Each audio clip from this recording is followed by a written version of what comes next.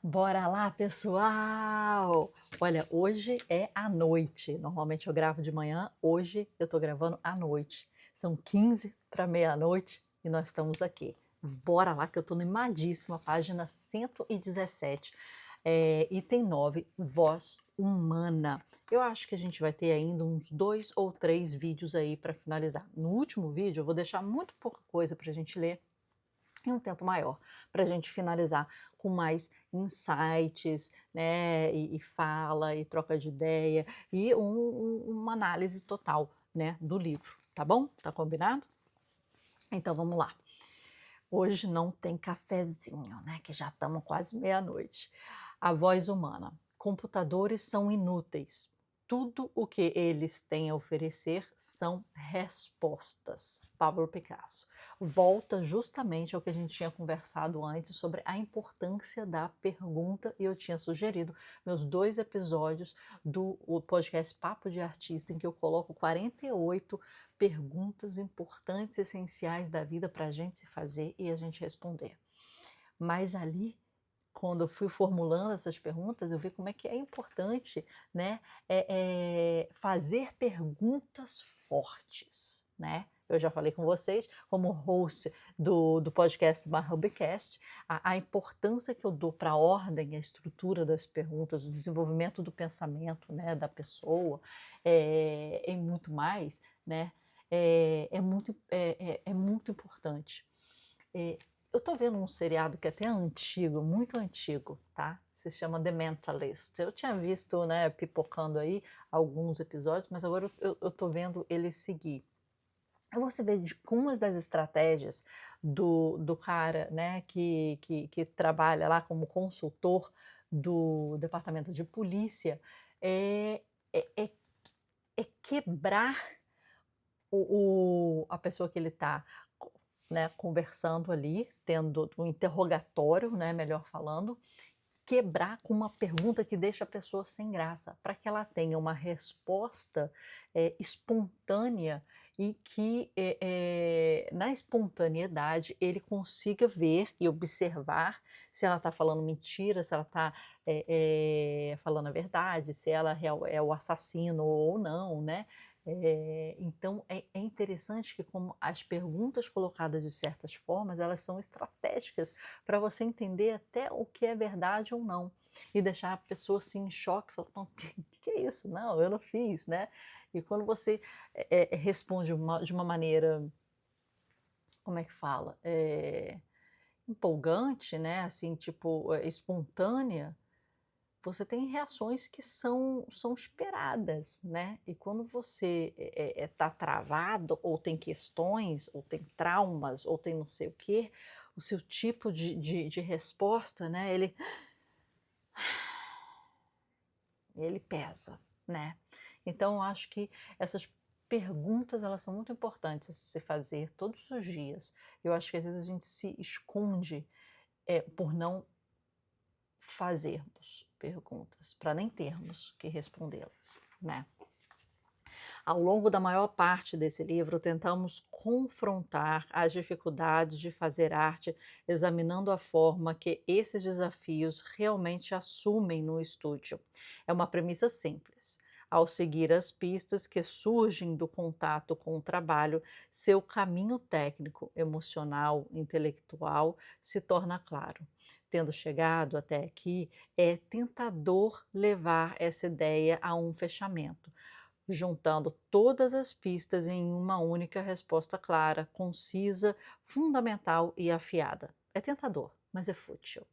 Respostas são reconfortantes, mas quando se está envolvido em algo realmente útil, é provável que isso tome a forma de uma pergunta. Perguntas.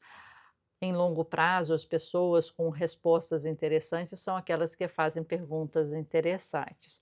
Às vezes provavelmente com muito mais frequência do que percebemos, as perguntas de fato importantes rondam nossa mente por muito tempo antes de fazermos algo a respeito delas.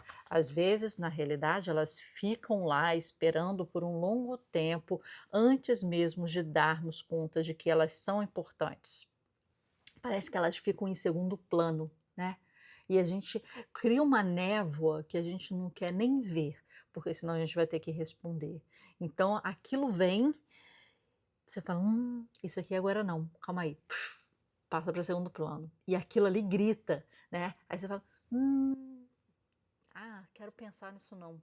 Tuf, e esconde ela até atrás de problemas, atrás de urgências, né? Para que você tenha uma justificativa maravilhosa para escondê-las, para elas estarem ali atrás, né?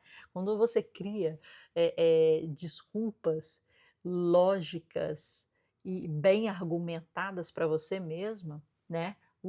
Você consegue se driblar de situações que você tem que ver, que você teria que ver.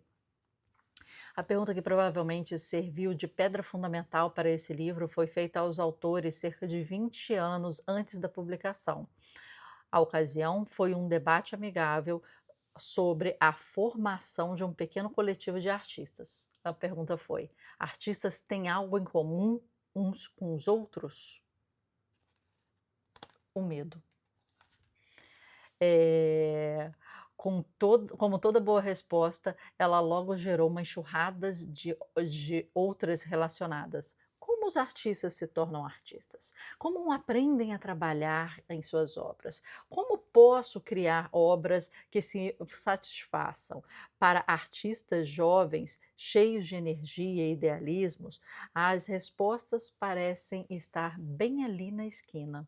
Só que à medida que os anos passam, começamos a nos deparar com frequência crescente com uma pergunta muito mais obscura: por que tantos dos que começam desistem? Isso ele falou, né, os dados ali, né, no início, né, quando estava falando da questão da faculdade, né, que chega no final da faculdade e depois, né, desiste.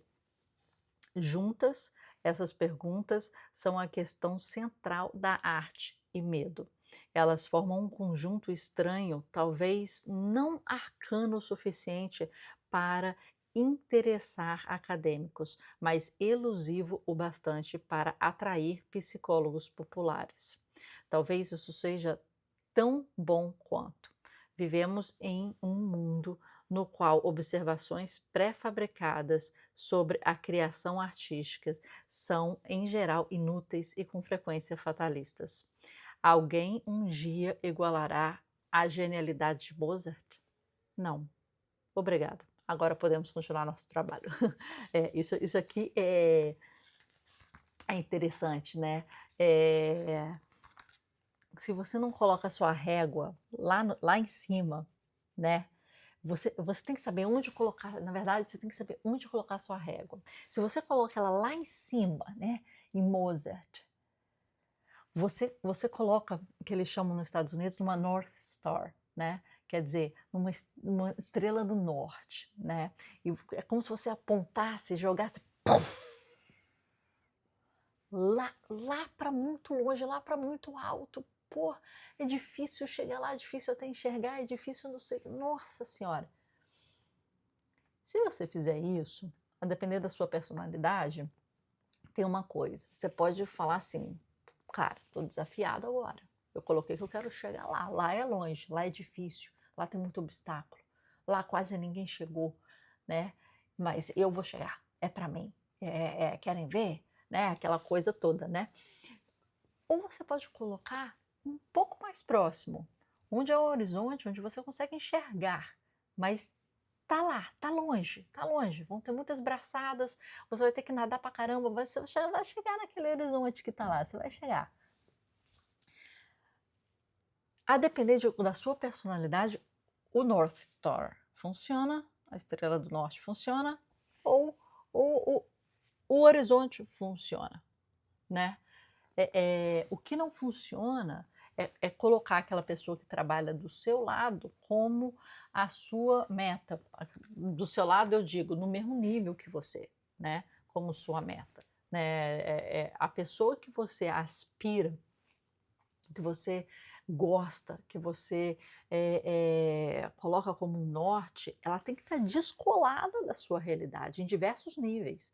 Não é um, dois ou três níveis, não. Ela tem que estar muito descolada, né? Em credibilidade, em reconhecimento de mercado, em entrega, em performance, em crítica, em dinheiro, né? Em conhecimento, né? São diversos níveis, né? Que a pessoa tem que estar descolada, mas um descolamento bom de você, né? E aí você admira, né? E se ela está ainda mais, aí você coloca ela lá na Estrela do Norte. Mas isso é importante. E saber, assim, se a Estrela do Norte está colocando como Mozart, aqui a pessoa respondeu assim: alguém um dia se igualará à genialidade do Mozart? Não. Então vamos ficar calmo, vamos nos acalmar. A gente não vai chegar lá, mas a gente pode chegar aqui, ó, a um Richard Clayderman, a gente pode chegar aqui a um outro pianista, cita aí, que seja aqui, ó, nosso nível, meu filho. Nosso nível, mas ainda descolado da gente, né? Não seja um North Star, seja aqui. E a gente está aqui, entendeu? Então é isso. Tipo, te aguenta que aqui dá, entendeu? Lá não dá, aqui dá. Fica tranquilo, Mozart tá lá. Então é isso. Da mesma forma, não existe um vocabulário pronto para descrever as maneiras pelas quais os artistas se tornam artistas. Nenhum reconhecimento de que precisam aprender a ser quem são, mesmo que não possam evitar ser quem são. Temos uma linguagem para mostrar como aprendemos a pintar, mas não como aprendemos a pintar as nossas pinturas. Como se descreve o leitor, complete as palavras aqui, como se descreve a, sei lá, blank, blank, blank, branco, branco, branco, que muda quando o ofício se transforma em arte. Ela está falando para preencher com o seu ofício, né? Como se descreve a pintura que muda quando o ofício se transforma em arte. Estou achando que é isso.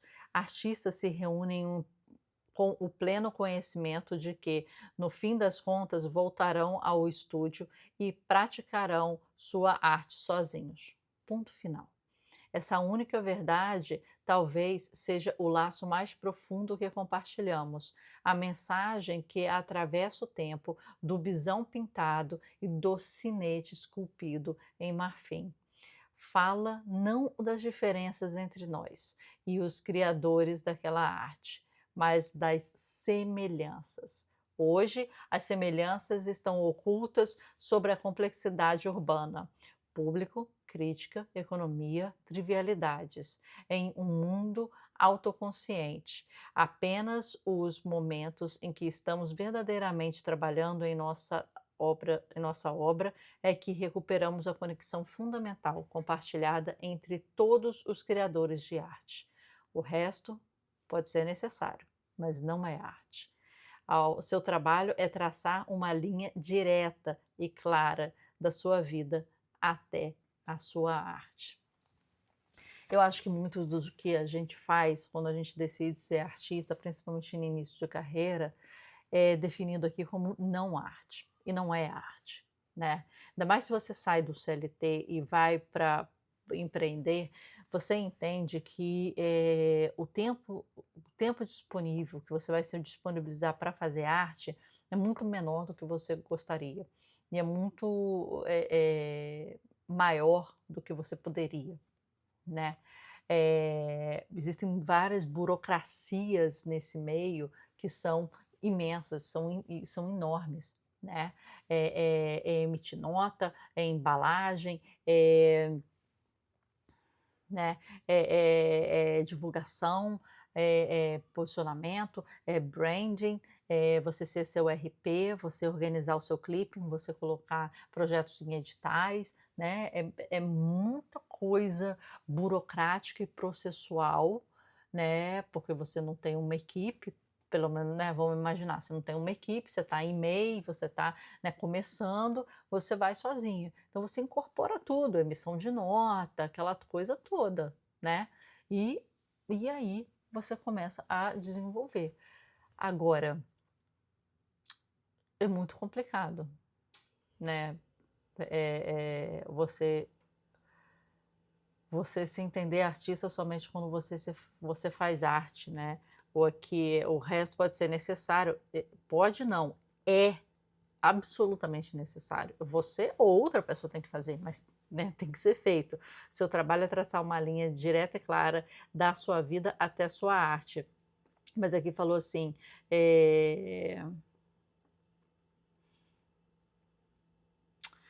hoje as semelhanças estão ocultas sobre a complexidade urbana. O público, a crítica, a economia e as trivialidades em um mundo autoconsciente, né? Entre nós e os criadores daquela arte, mais das semelhanças. Somos iguais quando estamos fazendo arte, né? Somos iguais. Eu até acho que aí não somos iguais, nem quando estamos fazendo arte, nem quando estamos pensando sobre arte. Mas temos questões essenciais iguais, que eu acho que ele pegou nesse livro muito bem. Eu acho que o medo é um grande deles, e a gente falou aqui algumas vezes, né?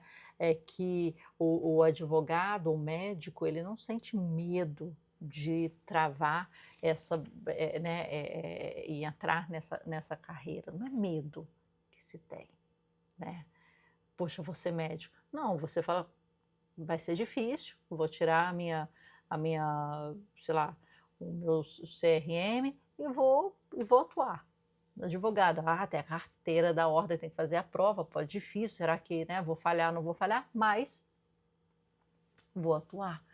O medo, ele vem muito para o artista, ele vem muito para aqueles conceitos em que o artista não vai, né, conseguir sobreviver da sua arte, né? Eu estava até lendo um livro agora, né, que estava falando das estatísticas dos atores dos Estados Unidos, né, em que a maior parte deles, na verdade, não consegue nem ter um mínimo para sobreviver.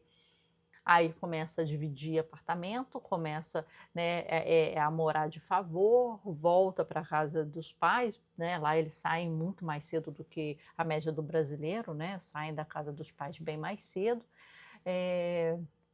Então começam e tem bilhões de outros trabalhos que não a atuação, porque estão em níveis abaixo da sobrevivência, né? E é a maior parte dos atores. Aí tem um descolamento muito grande com os atores que conseguiram, né? Mas é luta, é luta. Mas eu não vou romantizar falando, a arte, não sei o quê. Não. É luta para diversas carreiras, é luta para diversa gente, é luta de diversas formas. E também é uma luta para uma carreira artística. Tem suas particularidades? Tem, mas não vou romantizar aqui a arte como se fosse, nossa, a arte é aquela coisa. Não, é difícil, mas muita coisa é difícil. É difícil também, sei lá, ser taxista, ser Uber, é difícil ser pedreiro, é difícil ser padeiro, é difícil ser muita coisa. A arte é mais uma delas, que é bem difícil. Deixa eu ver aqui, vamos ler só mais um. Constantes. Em um grau notável, o mundo exterior consiste em variáveis e o mundo interior em constantes. As constantes são, bem, constantes. Tirando um lapso mental ou uma rara febre tropical, você carregará os mesmos fardos amanhã e no próximo ano. Nós experimentamos a vida como artistas da forma que experimentamos a vida em qualquer outro papel. Nós simplesmente existimos, talvez observando de um ponto imaginário um pouco atrás dos nossos olhos, enquanto a cena a que assistimos daquele ângulo muda a todo momento. Esse senso de estabilidade interior é compatível com uma verdade amplamente observável. O arco de qualquer vida individual é uniforme durante longos períodos de tempo. Assuntos que nos atraem continuarão a nos interessar. Nos padrões que respondemos, continuaremos a responder. Somos comandados por forças que, como as correntes oceânicas, são tão úteis, dominantes, que as tomamos como naturais. Aqueles estranhos momentos em que percebemos um mar no qual nadamos nos deixam tão surpresos quanto o personagem de Molière quando descobre que está falando em prosa, que na realidade sempre falou em prosa. A evidência artística da constância de questões interiores está em todo o lugar. Ela aparece na forma como a maioria dos artistas volta às mesmas 2 ou 3 histórias de novo e de novo. Aparece na paleta de Van Gogh, nos personagens de Hemingway, na orquestração de seus compositores favoritos. Nós contamos as histórias que temos para contar, histórias das coisas que nos atraem e porque qualquer um de nós deveria ter mais do que um punhado delas. O único trabalho que realmente vale a pena, o único que se pode fazer de forma convincente é o que foca nas coisas que o artista se importa. Não focar nesses pontos é negar as constantes da sua vida. E aqui ele fala que as constantes são constantes, né? O mundo interior são das constantes. Então, é negar o seu mundo interior, não focar nesses pontos, quer dizer, vamos traduzir aqui, não focar nesses pontos, o que ele está falando desses pontos? Nas coisas que o artista se importa. Então, não focar nas coisas que o artista se importa é negar as constantes de sua vida, é negar o mundo interior da sua vida. É isso que ele quer falar. Negar o que importa para você é negar seu mundo interior. E às vezes a gente fica muito querendo negar o que importa pra gente, porque às vezes o que importa pra gente, ele é um pouquinho esquisitinho, ele é um pouquinho diferente, ou ele dói um pouquinho na gente, né? Então é complicado, né? A gente pensar nesse sentido. Dói um pouquinho, é estranho um pouquinho. As pessoas, né, olham e falam, que esquisito, que insegurança, aquilo traz coisas para gente, né, de insegurança. Então, e quando você traz o que é importante para você, muito presente, muito atuante dentro da sua obra de arte, aquilo se torna ainda mais forte. Quando você abre a sua caixa de vulnerabilidade aos outros, né? Aqui eu falei algumas minhas, né? Algumas minhas inseguranças, algumas minhas experiências, mas quando você se abre nesse sentido de falar, gente, olha, eu falo aqui para a câmera, eu estou falando aqui, mas eu estou sozinha em casa, meia-noite, não tem ninguém aqui acordado. Eu tô aqui com uma câmera, né, eu tô com vocês, mas, né, descasado aí na nossa troca. E se eu tiver que ir para o palco? E se eu tiver que ir para um bando de gente? Eu sou muito boa de oratória falando. Eu falo aqui com a câmera, você vê que não tem corte. Eu subo no palco, eu falo, né? Eu tenho treinamento de teatro, impostação de voz, presença de palco, né? Como você fala, como você dá as pausas, como você coloca o humor, aquela coisa toda quando faço uma apresentação. Agora, me coloca quando tá muita gente, assim, um grupo, sei lá, de 20 pessoas. eu possivelmente sou a que vai ficar quieta ouvindo todo mundo. Aí vai soltar uma perguntinha assim, ó, pum, vê quem responde. E só, por quê? Aí vou, e vou ficar mais quietinha. Então, existem momentos e momentos, situações e situações e pessoas em pessoas, sabe? Mas as vulnerabilidades, elas são muito comuns, né? Uma delas é o próprio medo, é a própria dificuldade de continuar o seu trabalho, né, depois que você sai da faculdade. É desistir, porque está muito difícil, porque aquilo está mexendo com você. Tem a questão financeira, tem a questão de mercado e tem a questão de mexer com você. Olha que uma atuação que um artista faz, são altos e baixos, né? Olha, parece que o artista ele se coloca à flor da pele toda hora e coloca as suas questões porque ali, se ele está ignorando o que é importante para ele está ignorando o mundo interno dele.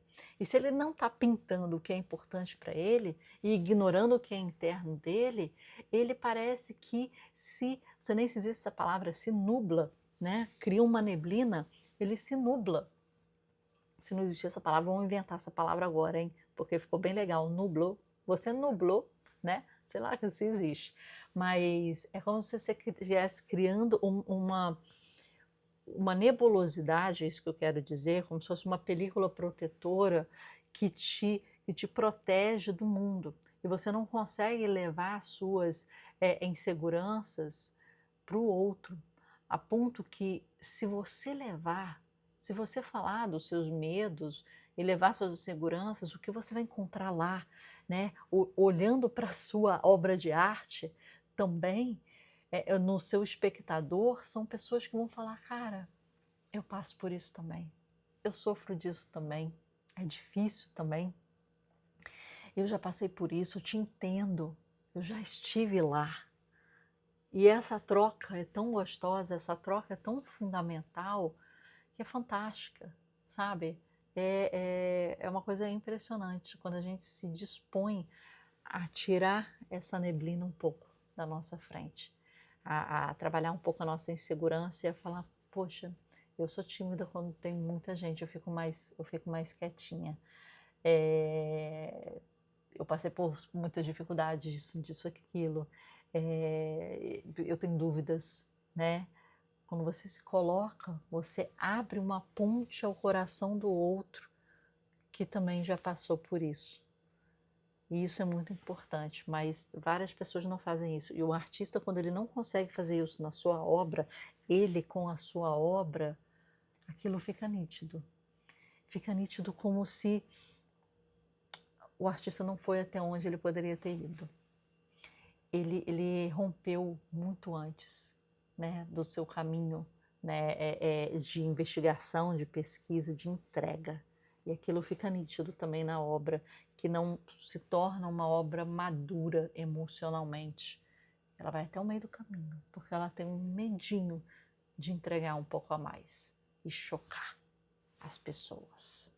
Mas aí ela evita de criar essa ponte com o outro. Eu acho que isso é uma coisa que a gente tem que pensar, porque eu acho que isso é uma das coisas que fazem com que a nossa obra não vá à frente e fazem que a gente não consiga evoluir como artista e não consiga, assim, evoluir na nossa carreira. E aí, isso nos faz, de uma maneira ou outra, um momento ou outro, desistir. E aí a gente chega aqui no que ele sempre colocou aqui no livro, né? As pessoas se formam e desistem, né? E têm medo, e param, e não se entendem, e largam, e falam, olha, não é para mim. Vou viver de admirar as obras dos outros, mas eu não tocarei mais num pincel, numa tecla de piano. E aí, infelizmente, acontece isso. Artistas frustrados, que não foram além, com projetos fechados nas gavetas. Pensa nisso, com a sua predisponibilidade emocional frente à sua obra. Você para antes ou você constrói pontes? Até amanhã.